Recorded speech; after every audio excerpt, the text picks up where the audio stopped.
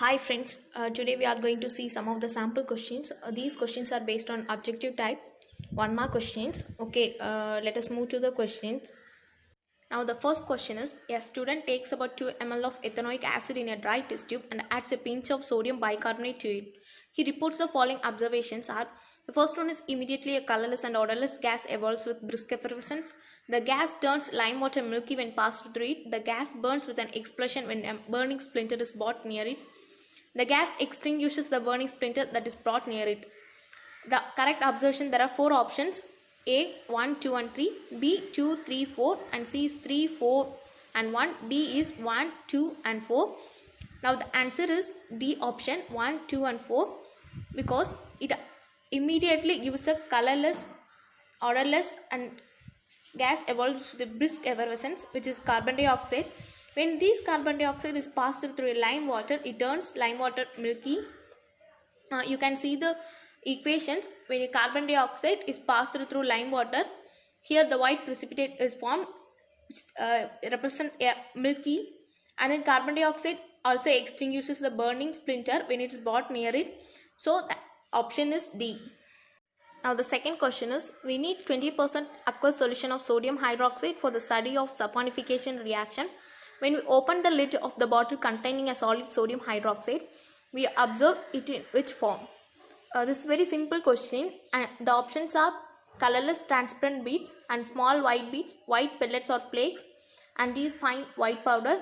These are very simple questions. These questions are based on observation type. When you observe sodium hydroxide is white pellets or flakes. Third question is, while studying saponification reaction, a student measures the temperature of the reaction mixture and also finds its nature using the blue or red litmus paper. On the basis of his observations, the correct conclusions would be, the reaction is exothermic and the reaction mixture is acidic. The reaction is endothermic and the reaction mixture is acidic. The reaction is endothermic and the reaction mixture is basic. The reaction is exothermic and the reaction mixture is basic.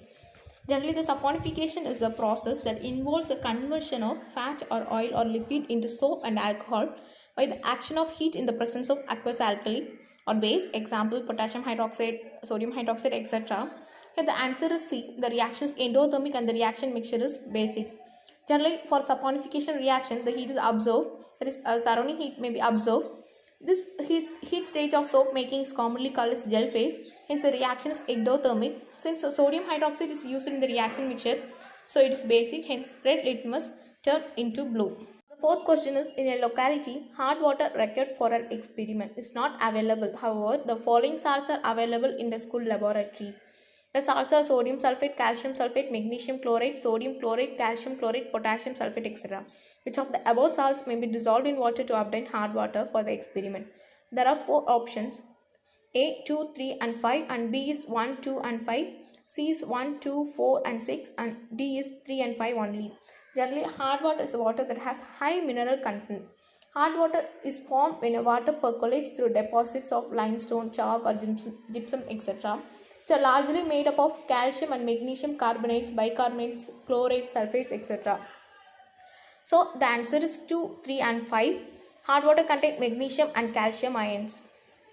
Last question is, a student has obtained an image of well illuminated distant object on the screen to determine the focal length f1 of the given spherical mirror. The teacher then gave him another mirror of focal length f2 and asked him to obtain a focused image of the same object on the same screen.